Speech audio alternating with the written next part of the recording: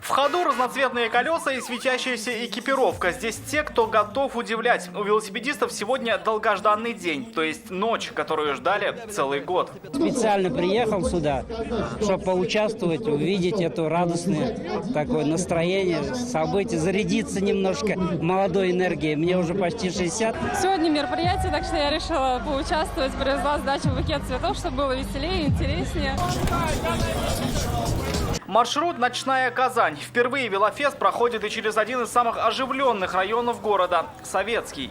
Вообще велофест – это уникальное мероприятие, во-первых, потому что оно ночное, во-вторых, ты едешь на велике и слушаешь экскурсию, в-третьих, мы каждый раз выбираем какую-то новую тематику. В этом году у нас WorldSkills, чемпионат рабочих профессий. Очень приятно, что люди начинают задумываться действительно о рабочих профессиях. Собственно говоря, мы сегодня проедем и посмотрим ряд мест, которые как раз с развитием рабочих профессий связаны. Мимо компрессорного завода, стадиона «Ракета» и кооперативного института. Дальше пятитысячная колонна отправляется вдоль парков и скверов. Я думаю, что скоро наше количество будет превышать и 10, и 15, и 20 тысяч.